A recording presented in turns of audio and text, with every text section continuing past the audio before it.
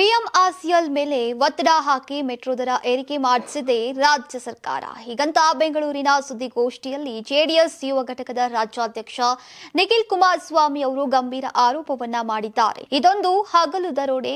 ದರ ಏರಿಕೆಗೆ ರಾಜ್ಯ ಸರ್ಕಾರವೇ ನೇರ ಕಾರಣ. ಕೇಂದ್ರದತ್ತ ಬೊಟ್ಟು ಮಾಡಿದ ರಾಜ್ಯ ಸರ್ಕಾರಕ್ಕೆ ದಾಖಲೆ ಸಮೇತ ಟಾಂಗ್ ಕೊಟ್ಟಿದ್ದಾರೆ.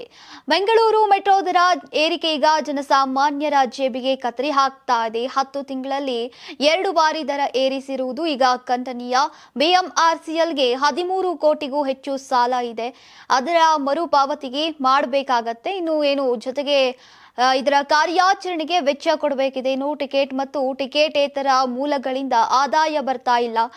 ಈಗ ಸರ್ಕಾರದಿಂದ ಬಿಎಂಆರ್ಸಿಎಲ್ಗೆ ಹಣ ಕೊಡೋಕೆ ಆಗ್ತಾ ಇಲ್ಲ. ಅದಕ್ಕೆ ಸರ್ಕಾರ ಈ ಮೂಲಕ ವಸೂಲಿಗೆ ಇಳಿದಿದೆ.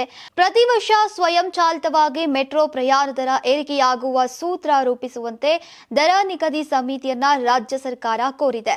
ದೆಹಲಿ, ಮುಂಬೈ, ಹೈದರಾಬಾದ್ ಹಾಗೂ ಚೆನ್ನೈ ನಗರಗಳಿಂದ ಬೆಂಗಳೂರಿನ ನಮ್ಮ ಮೆಟ್ರೋ ಪ್ರಯಾಣ ದರ ದುಬಾರಿಯಾಗಿದೆ. ರಾಜ್ಯ ಸರ್ಕಾರ ಆರ್ಥಿಕವಾಗಿ ದಿವಾಳಿಯಾಗಿದ್ದು ಈಗ ತನ್ನ ಮೇಲಿನ ಹೊರೆಯನ್ನ ಜನರ ಮೇಲೆ ಹೊರಿಸ್ತಾ ಇದೆ. ಇನ್ನು ಪಾರ್ಕಿಂಗ್, ಬಾಡಿಗೆ, ಜಾಹೀರಾತು ಮೂಲಕ ಸಂಗ್ರಹಿಸುವ ಆದಾಯಕ್ಕಿಂತ ಪ್ರಯಾಣಿಕರ ಸಂಗ್ರಹಿಸಿರುವಂತಹ ಆದಾಯ ಹೆಚ್ಚಳವಾಗಿದೆ ಅಂತ ನಿಖಿಲ್ ಕುಮಾರಸ್ವಾಮಿ ಅವರು ಗುಡುಕಿದ್ದಾರೆ.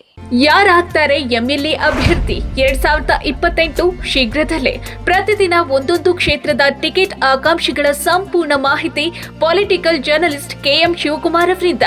ಕರ್ನಾಟಕದ ನಂಬರ್ 1 ಡಿಜಿಟಲ್ ಮೀಡಿಯಾ ನಿಮ್ಮ ನೆಚ್ಚಿನ ಕರ್ನಾಟಕ ಟಿವಿಯಲ್ಲಿ ಮಾತ್ರ.